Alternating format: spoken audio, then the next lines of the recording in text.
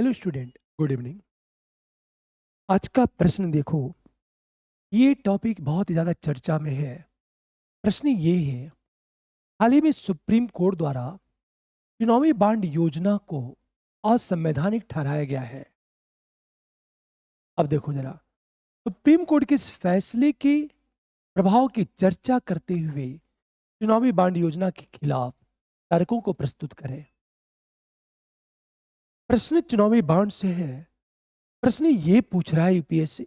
ये प्रश्न है कि सुप्रीम कोर्ट ने चुनावी बांड के संबंध में जो फैसला दिया है, इस फैसले का क्या प्रभाव होगा। फैसले का प्रभाव क्या होगा, फैसले की चर्चा करते हुए चुनावी बांड योजना के खिलाफ तर्कों को प्रस्तुत करें, उसके विरुद्ध तर्क देना है। आप सोचो, कहीं भी इसमें यह नहीं पूछा गया है चुनावी बॉन्ड क्या है, वो बताने की जरूरत भी नहीं है। और ये जो मैं प्रश्न डिस्कस कर रहा हूं मैं डेली शाम को, उसका उद्देश्य ये है कि जितने भी महत्वपूर्ण टॉपिक है उसमें आपको कंटेंट अच्छा मिल जाए और वहां से किसी तरह का प्रश्न यदि पूछा जाए तो आप उसका बेहतर तरीके से जवाब दे सके। देखो, अब सबसे पहले इसमें इंट्रोडक्शन की बात चलेंगे कि सुप्रीम कोर्ट ने चुनावी बांड योजना को असंवैधानिक क्यों ठहराया। अब देखो, फर्स्ट पैरे में सुप्रीम कोर्ट के 5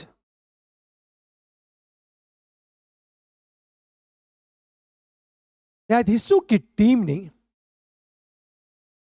5 न्यायाधीशों की टीम ने सॉरी पीठ ने चुनावी बांड योजना को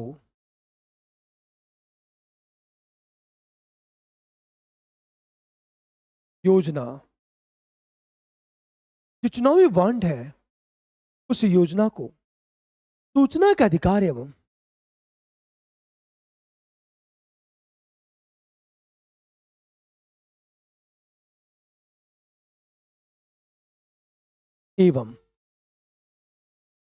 अनुच्छेद 19 के एक के ए का उल्लंघन मानते हुए असंवैधानिक घोषित कर दिया।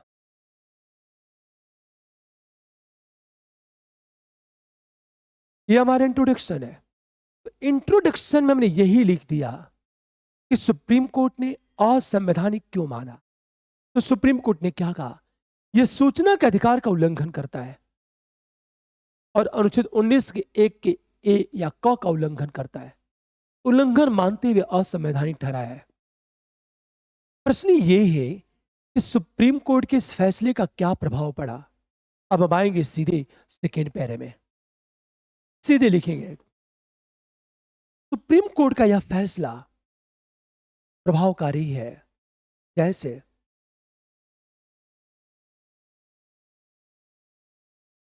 सुप्रीम कोर्ट का यह फैसला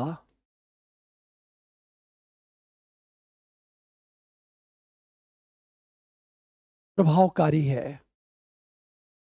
जैसे क्या प्रभाव पड़ा। नंबर 1, बुनियादी संरचना सिद्धांत के बाद सुप्रीम कोर्ट ने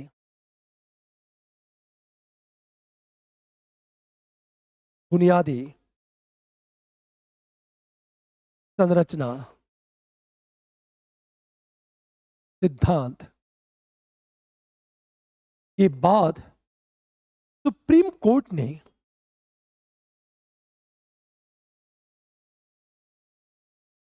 मौलिक अधिकारों पर कम से कम प्रतिबंधात्मक होने के लिए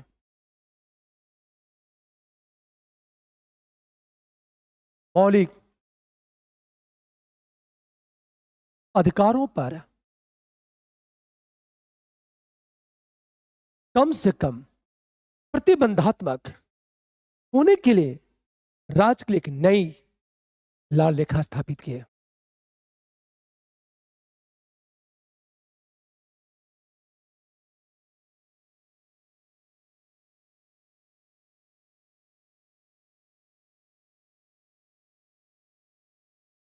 राज्य के लिए एक नई लाल रेखा स्थापित की है।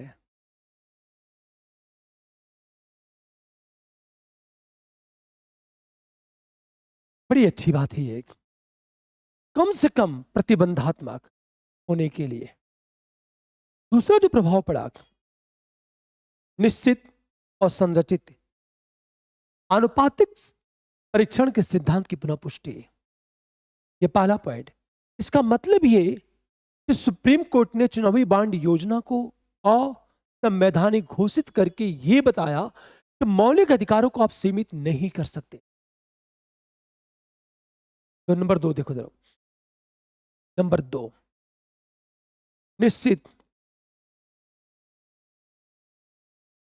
एवं संरचित की बात करें, आनुपातिकता परीक्षण के सिद्धांत की पुनः पुष्टि।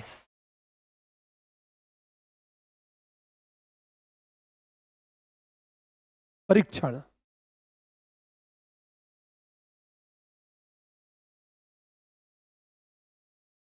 के सिद्धांत की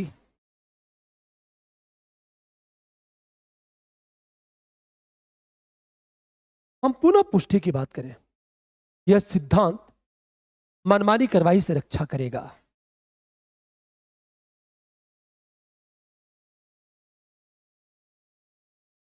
मनमानी कार्रवाई से रक्षा करेगा। तीसरा पॉइंट हम बात करें, वैध राजहित की परिभाषा राज का विशेष दायरा नहीं। वैध राजहित की परिभाषा राज्य का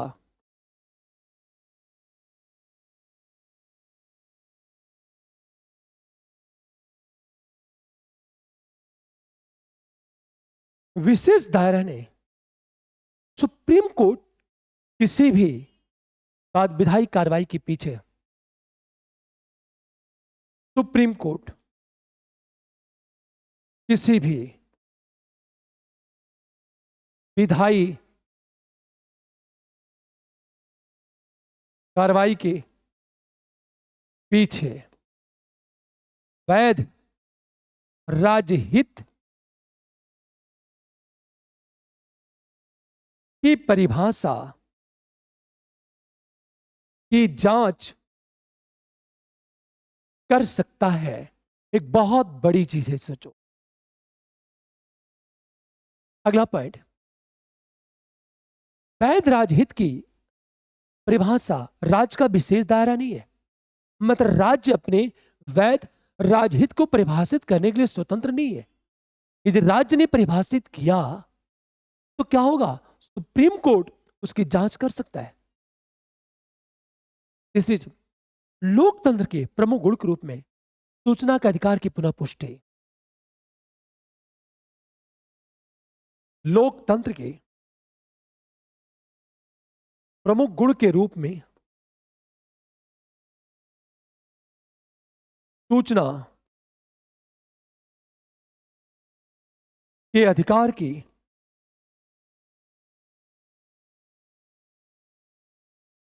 हम पुनः पुष्टि की बात करें, लोकतंत्र के प्रमुख गुण के रूप में सूचना का अधिकार की पुनः पुष्टि। अगली चीज बात करें, किसी कारपोरेट दानकर्ता की निजता की अधिकार की मांग की तुलना में। नंबर 5, किसी कारपोरेट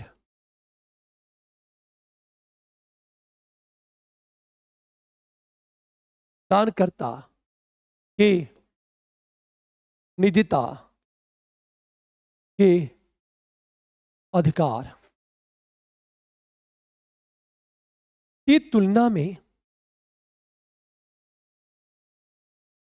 व्यक्तिगत मतदाता के राजनीतिक फंडिंग की जानकारी के अधिकार को ज्यादा महत्व। व्यक्तिगत मतदाता की राजनीतिक फंडिंग की जानकारी के अधिकार को ज्यादा महत्व।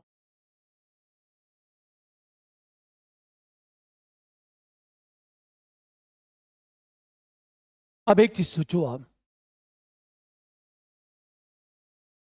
मतलब सुप्रीम कोर्ट के निर्णय का क्या प्रभाव पड़ा है?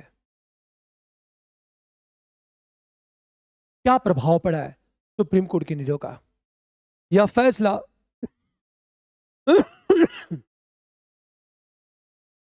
नंबर 6, यह फैसला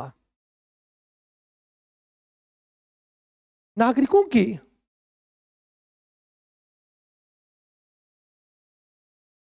अधिकारों को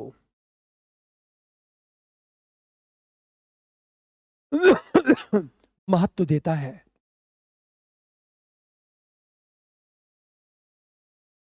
हमेशा एक तरह से कहा जाए, यह फैसला राज्य की विमानन और दिवालियापन नीतियों को, यह फैसला राज्य के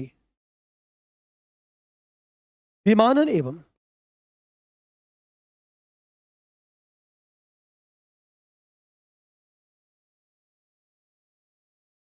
दिवालियापन नीति को चुनौती देने के द्वार खोलता है।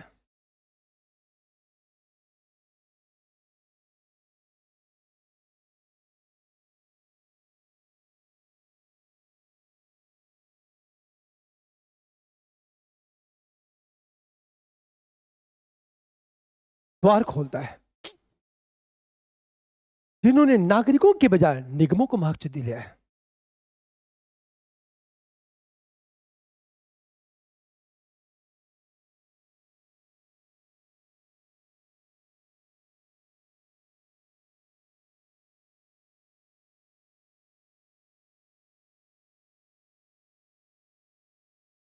आप सोचो जरा, ये सुप्रीम कोर्ट के इस निर्णय का ये प्रभाव पड़ा।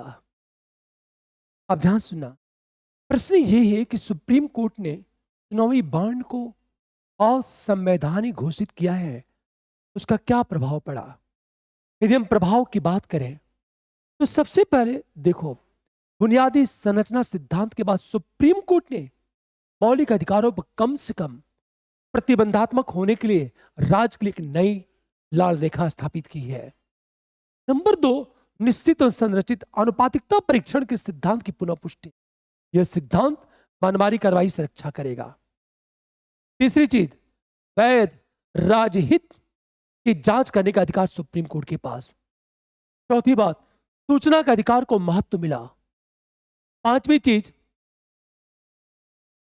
व्यक्तिगत मतदाता के राजनीतिक फंडिंग के जानकारी के अधिकार को ज्यादा महत्व। और नंबर 6, ये नागरिकों के अधिकारों को महत्व देता है। तमाम ऐसी नीतियां हैं जिसमें निगम का पक्ष लिया गया है। इस फैसले का यह प्रभाव हुआ तो नीतियों को चुनौती दी जा सकती है। अब सुन, प्रश्न है, ये सारी बातें करने के बाद आएंगे हम सीधे थर्ड पैरे में। इसलिए ये क्या प्रभाव पड़ा? इसलिए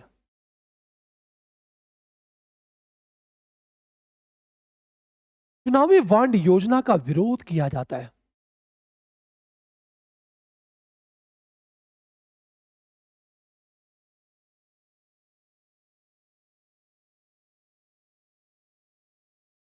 क्यों ये पैरा इंटरलिंक हो गया? विरोध क्यों किया जाता? पहला पॉइंट, ये नागरिकों के जाने के अधिकारों से समझौता करती है। यह नागरिकों के सूचना के अधिकार से समझौता करता है, करती है। पहला पॉइंट।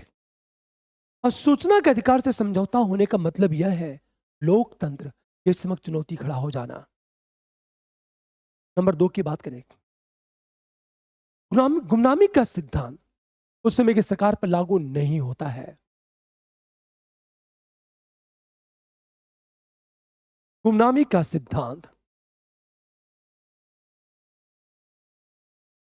उस समय की सरकार पर लागू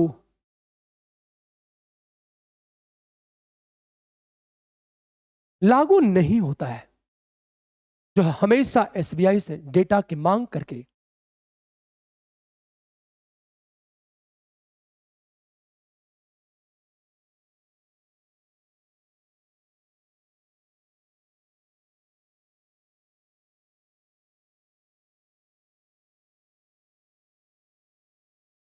दानदाता तक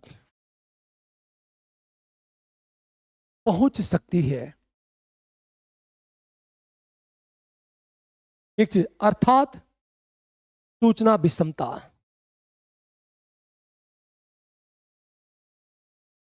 सूचना,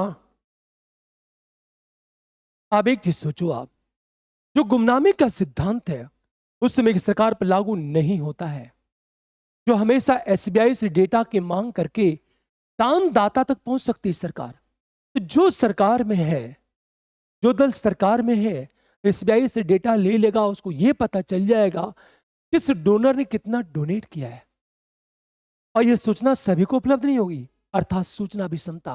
और लोकतंत्र में सूचना विषमता गलत है। इसी देखा कारपोरेट संस्थाओं से दान सीमा की पारदर्शिता में खामियां।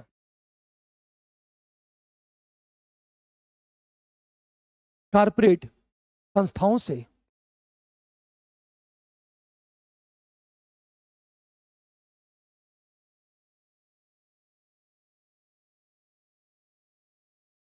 पारदर्शिता में खामियां। जैसे हम बात करें, हमेशा ध्यान दो, चुनावी बांड योजना ने कंपनी अधिनियम 2013 के उस खंड को संशोधित कर दिया। कहा जाता है इसका परिणाम यह हुआ कि सेल कंपनियों के माध्यम से ब्लैक मनी का, काला धन का प्रभाव बढ़ गया। पारदर्शिता की कमी एक बहुत बड़ी कमी है। अगली चीज, जो चुनावी बांड योजना है कंपनियों के शेयरधारकों की निगरानी की बिना। नंबर 4, चुनावी बांड योजना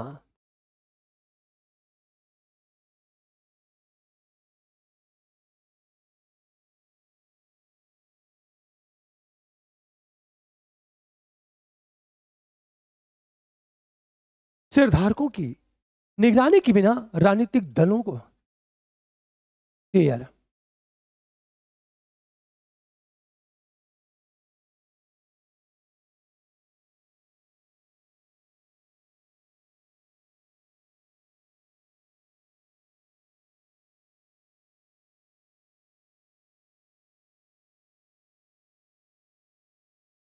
के बिना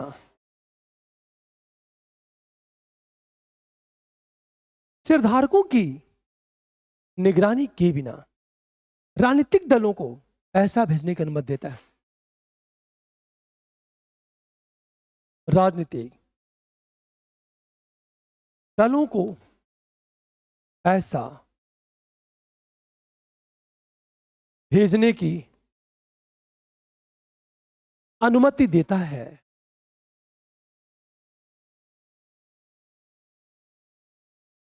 जिससे शेयरधारकों के अधिकारों से समझौता।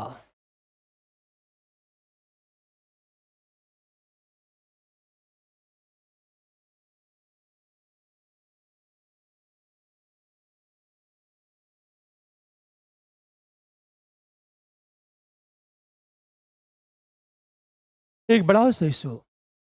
नंबर 5 की बात करें, जो चुनावी बांड है व्यवसायों के लिए टैक्स हेवन में जमा अपनी नकदी को, नंबर 5,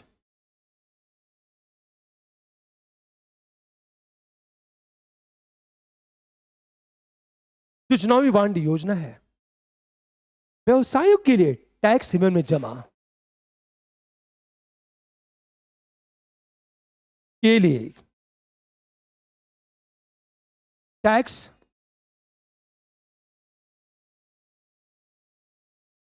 हेवन में जमा अपनी नकदी को सेल कंपनियों के माध्यम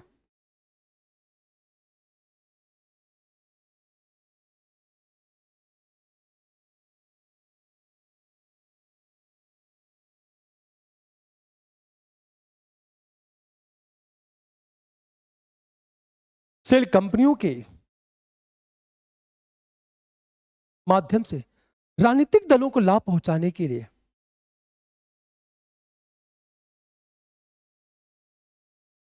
दलों को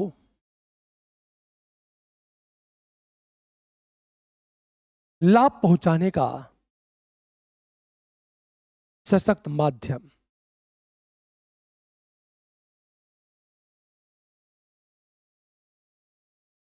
विरोध क्यों?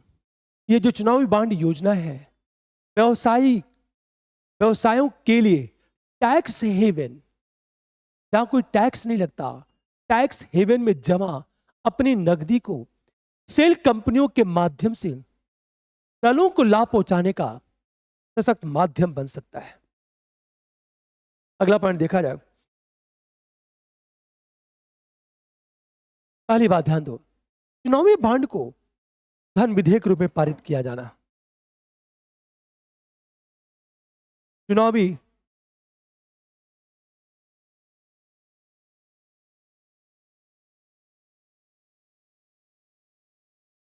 को धन विधेयक के रूप में पारित करना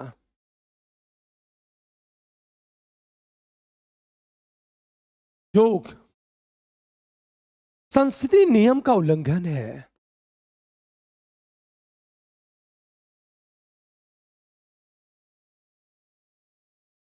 रीजन क्या चीज है? राज्यसभा का अधिकार ही सीमित कर दिया गया, इसमें विचार विमर्श तो हुआ ही नहीं। हमेशा ध्यान दो, इस योजना ने क्या किया? एसबीआई को चुनावी बांड जारी करने की अनुमति दी है।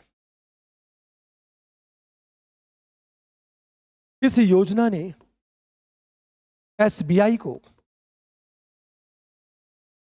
चुनावी बॉन्ड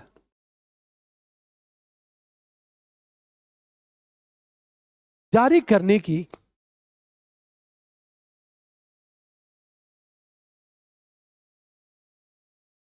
अनुमति दी है। इसने वाहक उपकरण जारी करने के लिए आरबीआई के एकमात्र अधिकार के खिलाफ हमला किया है।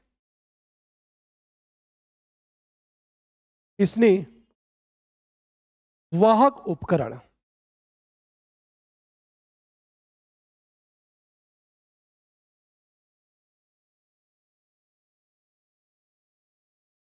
आरबीआई के एकमात्र अधिकार के खिलाफ हमला किया है।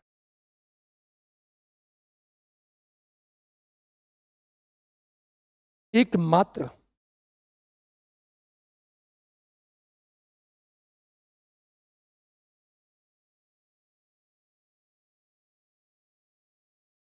मतलब ये आरबीआई का एक अधिकार होना चाहिए और एक तरह से उस पर हमला है। अगली चीज, राजनीतिक दान की पारदर्शिता सुनिश्चित करने के लिए प्रतिगामी कदम। नंबर 8, पारदर्शिता की कमी। हमेशा ध्यान दो इस बात को। परिणामतः स्वतंत्र और निष्पक्ष चुनाव कठिन। स्वतंत्र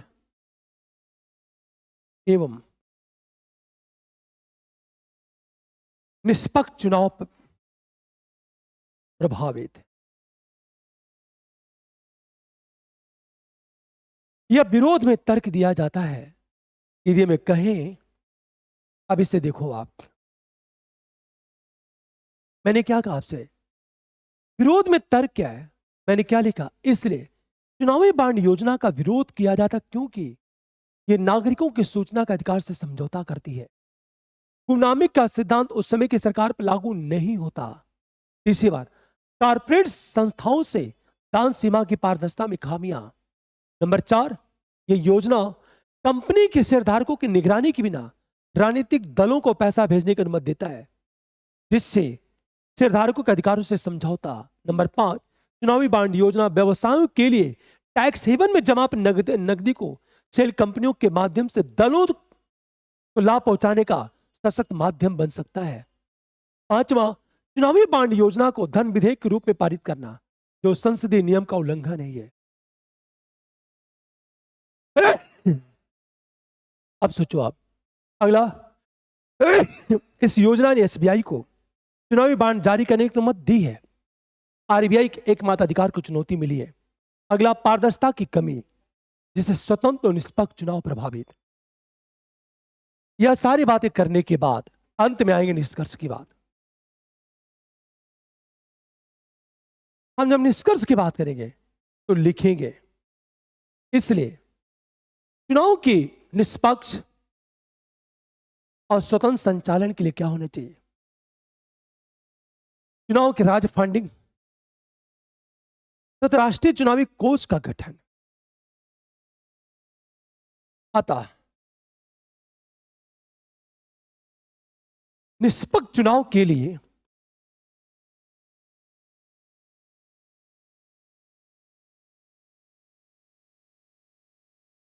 राज्य फंडिंग के साथ राष्ट्रीय चुनावी कोष के गठन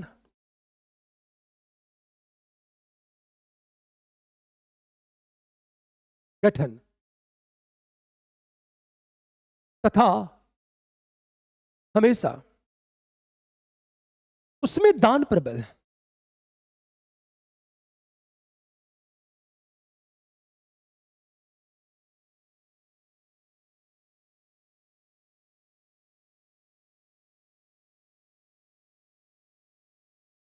बल के साथ नगद, यह कहा जाए,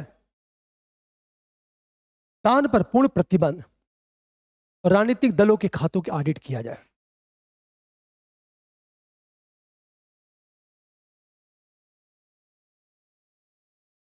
एवं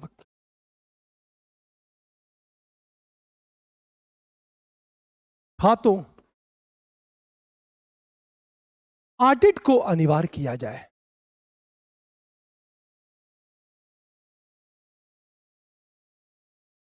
अब एक चीज सोचो आप। अतः निष्पक्ष चुनाव के लिए राज्य फंडिंग के साथ राष्ट्रीय चुनावी कोष के गठन तथा इस कोष में योगदान पर बल देने के साथ नगद दान पर प्रतिबंध एवं दलों के खातों के ऑडिट को अनिवार्य किया जाए। यह आपका निष्कर्ष हो गया। इसी प्रश्न को यूपीएससी क्या करेगा? थोड़ा सा ट्विस्ट करेगा। और कैसे प्रश्न को घुमाएगा यूपीएससी, ये तो निष्कर्ष है। थोड़ा सा प्रश्न को कैसे घुमाएगा यूपीएससी, हमेशा ध्यान दो इस बात को कि एक स्ट्रेट फॉरवर्ड क्वेश्चन पूछेगा, चुनावी बांड योजना का संक्षिप्त वर्णन करते हुए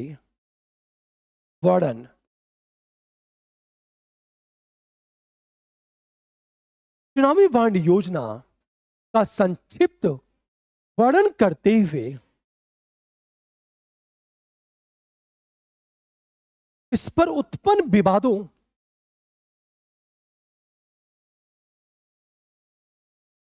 के समाधान के लिए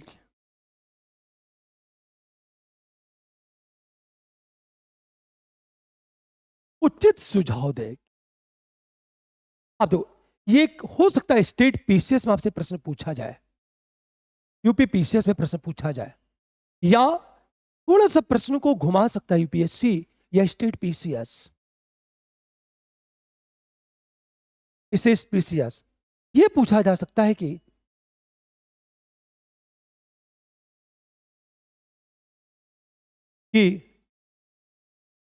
चुनावी बांड योजना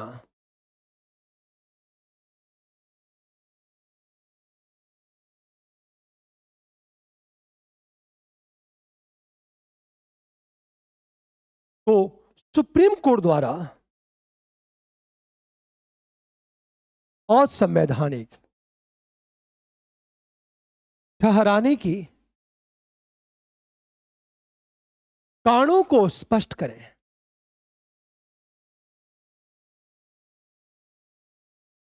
कारणों को स्पष्ट करें। सारी बातें कि सुप्रीम कोर्ट ने क्यों असंवैधानिक ठहराया, क्या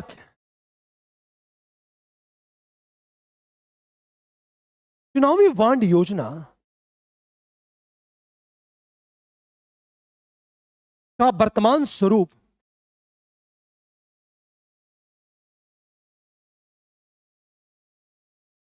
लोकतंत्र से सुसंगत नहीं है।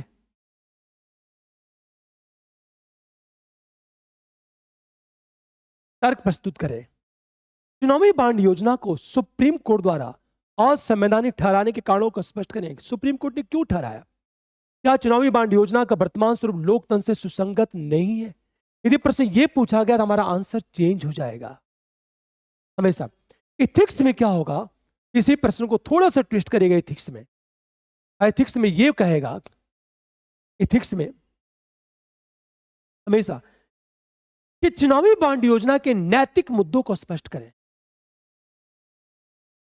चुनावी बांड योजना के नैतिक मुद्दों को स्पष्ट करें, या सिंपल क्वेश्चन ये कहा जाए, क्वेश्चन चुनावी बांड योजना के नैतिक मुद्दों को स्पष्ट करें।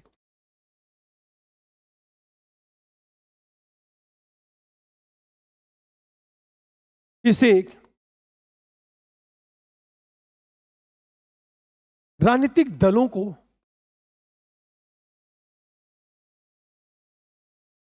दी जा रही फंडिंग को नैतिक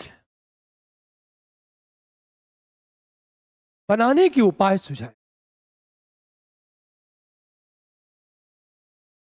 आप सोचो, आप चुनावी बांड योजना के नैतिक मुद्दों को स्पष्ट करें, राजनीतिक दलों को दी जा रही फंडिंग को नैतिक बनाने के उपाय सुझाए।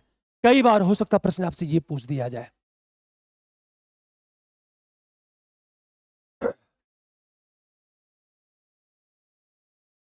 अब इसे देखो ध्यान से। हो सकता है आपसे प्रश्न इस तरह के पूछ दिए जाए, ठीक है, पर मैं चाहता हूं आप सभी लोगों से, मैं जो डिस्कस कर रहा हूं ना, दूर दराज जो गरीब परिवार के बच्चे हैं जिनको लिखना नहीं आता, कंटेंट की कमी है, कि मार्केट में इतना कंटेंट है कि क्या आप सब कुछ पढ़ पाओगे? आप सबको लगता है सब कुछ अच्छा है, पर सोचो क्या आप पढ़ पाओगे? क्या आपके लिए पढ़ना संभव है? नहीं, क्योंकि हमारा ब्रेन कंप्यूटर नहीं है, एक बार पढ़े की चीज याद हो जाएंगे। तो हमारी बौद्धिकता क्या है, बुद्धिमानी इसमें है कि हम कम से कम पढ़े, टू द पॉइंट पढ़े, लिखने में सक्षम हो जाए। इसीलिए ये प्रोग्राम में लेके आया हूं गरीब बच्चों के लिए, फ्री में यूट्यूब पर लेके आ रहा हूं, ताकि उनको लिखना आ जाए, बेहतर कंटेंट मिले, और एक साल में लगभग मैं 150 से लेकर 180 क्वेश्चन डिस्कस करूंगा एक साल में। यकीन करो, करंट का एक भी प्रश्न बाहर नहीं जाएगा, ये दावा है मेरा। पर जितना मैं जो लिखवा रहा हूं, आपका आंसर जा रहा होगा 400 वर्ड्स में, 500 वर्ड्स में। बेशक मैं जानबूझ कर दे रहा हूं, ताकि आपके पास इतना अच्छा कंटेंट मिल जाए, केवल इतना रिवीजन कर लो, आपके प्रश्न बाहर नहीं जाएंगे। ये जितना भी प्रश्न मैं उठाया हूं ना, ये सारे जो प्रश्न उठाया हूं मैं, कल हो सकता है ये इसमें से किसी एक क्वेश्चन को मैं उठा लो और डिस्कस करूं मैं, ताकि प्रश्न ये पूछेगा तो आंसर कैसे चलेगा हमारा। ठीक है, हम लोग मिलते हैं कल। Thank you, good night.